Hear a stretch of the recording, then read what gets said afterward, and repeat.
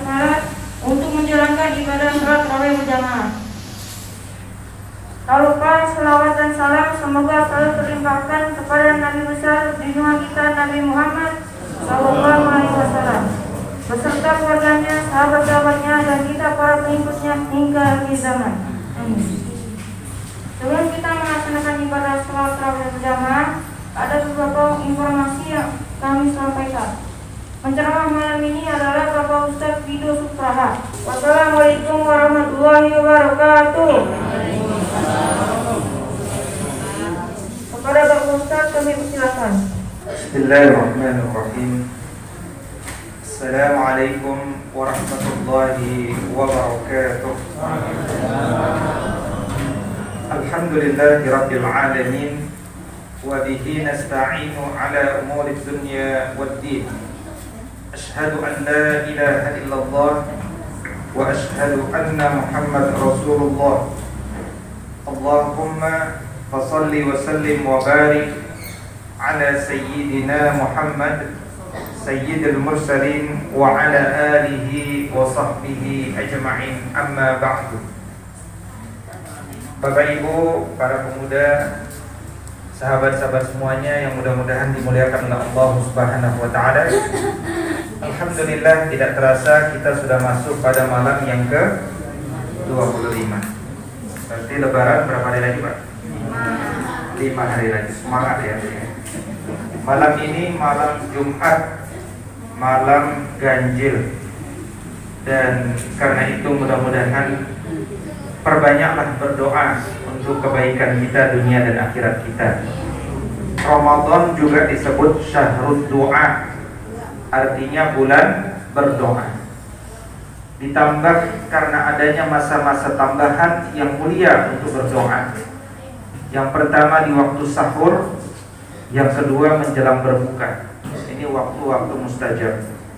Di waktu sahur, sahur itu dari kata sahar, waktu yang mulia bagi kita untuk bermunajat kepada Allah.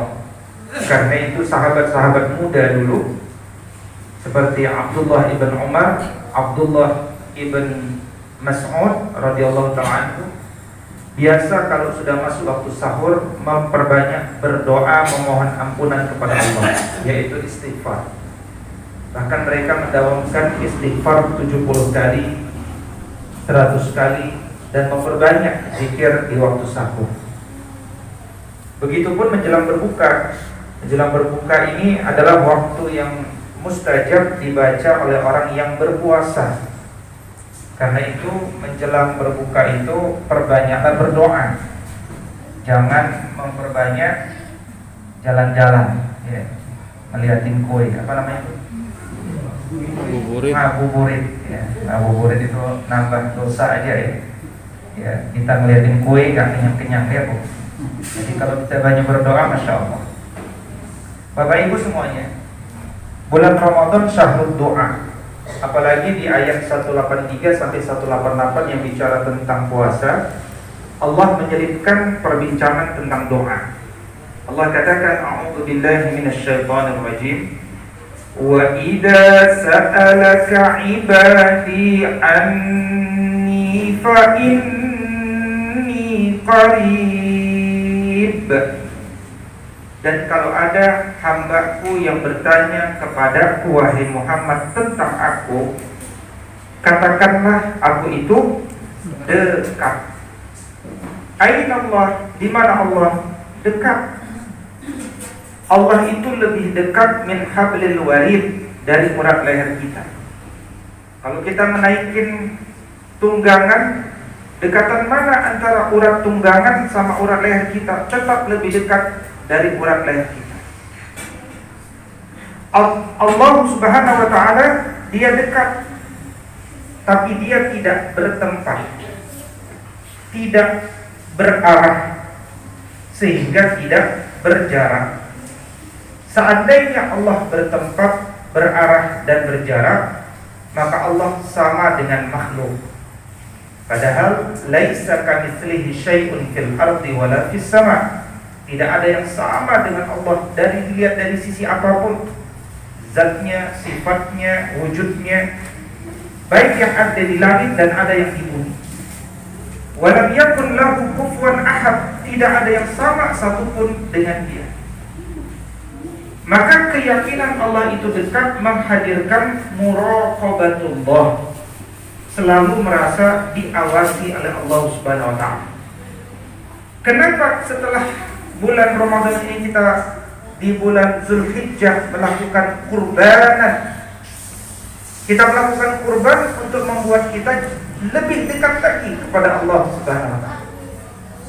Makanya semakin besar pengorbanan kita di bulan Zulhijjah, insyaallah semakin dekat kepada Allah Subhanahu wa taala. Bapak Ibu sahabat semuanya, ketika kita berdoa, yakinlah doa kita itu pasti dikabulkan. Jangan pernah berdoa dengan keraguan. Perintah Rasul sallallahu alaihi wasallam, "Ud'ullaha wa antum muqinuna bil ijabah." Berdoalah kepada Allah dengan keyakinan bahwa Allah itu pasti menjawabnya. Dan di ayat 186 tadi, kalau dilanjutkan, Allah menegaskan hal ini. Allah katakan, "Ujibu da'watad da'i idza da'an, falyastajibu li wal yu'minu bi la'allahum yarshudun." Artinya apa Bapak Ibu? Aku akan menjawab doa orang yang berdoa jika memang mereka berdoa. Luar biasa ya, 3 kali Allah kuatkan masalah doa. Sekali lagi Allah katakan, aku akan menjawab doa orang yang berdoa jika memang mereka mau berdoa. Maka supaya kalian mendapatkan bimbingan dan doa kalian dikabulkan kepada Allah, berdoalah kepada aku. Dan tentu tetapkan syaratnya, yaitu engkau menjaga iman kalian kepada Allah. Karena Allah tidak menerima doa orang-orang yang tidak beriman. Sebagaimana agama ini tidak membolehkan kita mendoakan orang yang tidak beriman, kecuali doa memohonkan hidayah untuk mereka. Hadakallah, mudah-mudahan engkau mendapatkan hidayah. Karena itu Bapak Ibu yang saya muliakan, begitu kita mengangkat kedua tangan kita kepada Allah, gugurlah kesombongan kita. Mereka yang tidak mau mengangkat kedua tangannya kepada Allah, khawatir disebut sombong, padahal kesombongan itu adalah selendang Allah. Kita meminta, maka mintalah dengan profesional ihsan. Jangan malas-malasan meminta kepada Allah. Bahkan orang-orang dulu meminta sampai menengadah ke langit. Karena kiblatnya sholat adalah Ka'bah, kiblatnya doa adalah langit. Bukan berarti Allah ada di langit, tetapi menunjukkan ketinggian. Allah itu mulia. Karena itu kemudian ketika kita berdoa kepada Allah, meyakini Allah itu dekat, adabnya tidak perlu berteriak-teriak, tapi juga jangan sampai tidak ada suara. Berteriak-teriak menunjukkan Allah itu jauh, tidak bersuara meremehkan Allah. Dan jangan berdoa dengan bibir tidak bergerak apalagi. Karena hakikat zikir, kata Imam Nawawi, adalah bibir yang bergerak. Ketika kita berdoa kepada Allah Subhanahu wa taala, sangat dibolehkan dan dianjurkan untuk mengulang-ulang minimal 3 kali sebagai wujud penguatan kecintaan kita kepada Allah Subhanahu wa taala.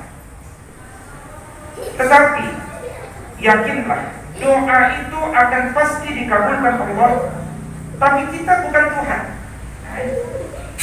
Ada orang yakin doa dikabulkan, tapi memastikan Tuhan supaya menjawab sesuai kebutuhan dia dan sesuai keinginan dia. Secara filosofis, Tuhannya berarti kita.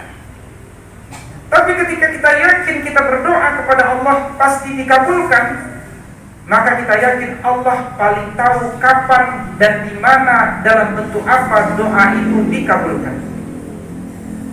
Kita lihat, tidak ada yang lebih baik dari kita semua malam ini kecuali Nabi Ibrahim alaihissalam. Beliau ketika menikah berdoa minta anak. Kapan beliau doanya dikabulkan? Ketika berumur 86 tahun.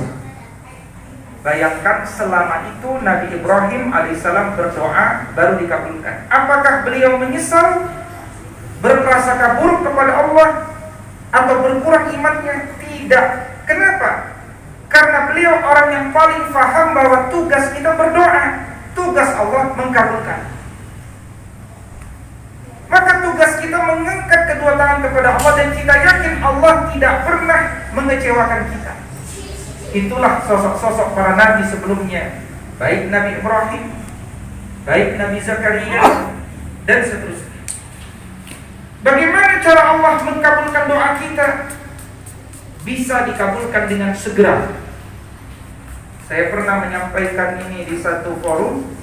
Seorang bapak-bapak langsung mendekati saya setelah saya turun dari gedung tinggi di lobi. Dia dekat, Ustaz, materi yang tadi disampaikan itu saya banget. Maksudnya, saya itu pergi haji berdoa kepada Allah supaya anak saya yang ingin menikah dengan non-muslim nggak jadi.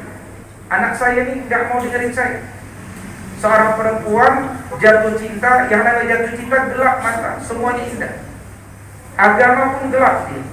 Itulah pentingnya ilmu yang membuat kita menerangi jalan dengan terang. Maka tidak ada yang tempat kita bergantung kecuali Allah. Dia berdoa di multazam.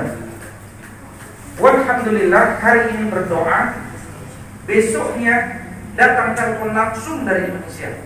Anaknya menelpon, ayah saya minta maaf. Alhamdulillah saya sudah diputuskan oleh pacar saya, enggak jadi menikah. Alhamdulillah saya tahu saya salah, mohon perkenan doakan saya kebaikan kita. Masya Allah. Ini satu contoh doa yang disegerakan. Ada doa yang tidak disegerakan. Tadi doa Nabi Ibrahim, doa Nabi Zakaria. Ada doa yang ditolak, yaitu doa siapa? Nabi Nuh alaihissalam. Nabi Nuh doa, ya Allah ampunilah anakku ini. Apa kata Allah subhanahu wa ta'ala? Dia bukan anakmu, dia sudah memutuskan tauhidnya kepadamu. Tetapi ada doa yang diganti dengan lebih baik lagi nanti di akhirat. Berupa apa? Dimasukkannya kita ke jannah, dihapuskannya dosa-dosa kita. Inilah pengkabulan doa yang terbaik sebenarnya. Karena itu jangan khawatir tidak dikabulkan Allah. Menarik ketika saya mengutip pendapat Sayyidina Ali karramallahu wajhah. Kata Sayyidina Ali, kalau aku berdoa kepada Allah dan permintaanku segera dikabulkan Allah, aku bahagia. Karena berarti Allah memilih keinginanku.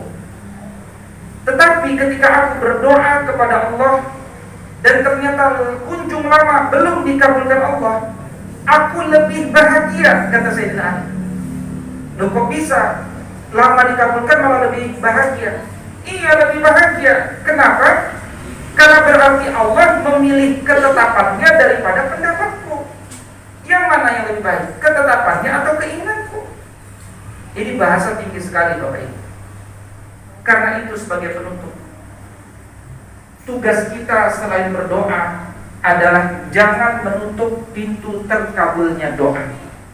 Ingatlah ketika Nabi Muhammad SAW menceritakan kepada kita seorang laki-laki bergamis, berjambut, berdoa kepada Allah habis dari perjalanan jauh. Pokoknya semua sebab-sebab doa terkabul. Dia musafir, seorang syekh, kelihatan alim, dan dia bermunajat kepada Allah, mengangkat kedua tangan ke langit, ya Rabbi, ya Rabbi. Ada pengulangan juga di sana. Semuanya kelihatan sempurna dengan suara lirik dan seterusnya. Tapi dia lupa ketika dia berdoa, famalbasu haram, wa mashrabahu haram, wa mat'amuhu haram, wa ghudhiya bil haram fa anna yustajabu lahu, atau kama qala Nabi sallallahu alaihi wasallam. Ketika dia berdoa, dia lupa dia berdoa menggunakan pakaian yang haram. Mungkin dia pakai sutra, atau mungkin dia pakaian yang habis dicuri, wallahu a'lam. Yang kedua, dia berdoa setelah memakan makanan yang haram. Tidak ada logo halalnya, tidak jelas kehalalannya. Dia meminum minuman yang haram, gizinya haram. Bagaimana doanya dikabulkan Allah Subhanahu wa ta'ala? Banyak yang bertanya, kenapa Majelis Ulama Indonesia Pusat itu mewajibkan logo halal? Jawaban saya sederhana, minimal membantu agar doa-doa kaum muslimin di Indonesia ini terkabulkan, tidak ada hijab dengan Allah hanya karena makanan itu syubhat tidak jelas. Karena itu Bapak Ibu, malam 25 sampai nanti malam 29 atau malam 30, perbanyaklah berdoa kepada Allah. Awalilah dengan puja-puji kepada Allah, beristighfar kepadanya, disempurnakan dengan pimpinan istighfar, sayyidul istighfar, Allahumma anta rabbi ila akhir. Dan berdoalah dengan penuh keyakinan doa kita akan dikabulkan Allah, dan Allah paling tahu bagaimana cara mengabulkan doa kita yang terbaik untuk kita. Dan mudah-mudahan satu hal yang ingin saya sampaikan, seandainya kita cuma punya waktu sedikit, ya, apakah doa yang paling baik kita minta? Doa yang terbaik di waktu yang sedikit adalah apa yang kita baca 17 kali dalam sehari itu, ihdinas siratal mustaqim. Berikan kami hidayah ya Allah agar selalu berada di jalan yang lurus. Apakah hidayah itu bisa dicabut kembali oleh Allah? Kalau Allah berkehendak bisa dicabut. Itulah kenapa Quran surat Ali Imran surat ketiga ayat ke-8 juga mengajarkan kepada kita. Bahkan Abu Bakar As-Siddiq radhiyallahu ta'ala anhu sering membaca ayat ke-8 ini di rakaat yang ketiga salat maghrib ketika jadi imam, pada bacaan yang sir, tapi kedengaran oleh sahabat. Setelah membaca Al-Fatihah belum membaca ayat ini, Rabbana la tuzigh qulubana ba'da idh hadaitana wa hab lana min ladunka rahmah innaka antal wahhab. Ya Rabb kami, jangan palingkan jiwa ini setelah Engkau memberikan hidayah kepada kami. Mudah-mudahan Allah wafatkan kita pada jalan hidayah. Aqulu qawli hadza wa astaghfirullah li wa lakum. Aqulu qawli hadza wa li sa'iril muslimin wal muslimat wal mu'minina wal mu'minat fastaghfiruhu innahu huwal ghafurur rahim. Assalamualaikum warahmatullahi wabarakatuh.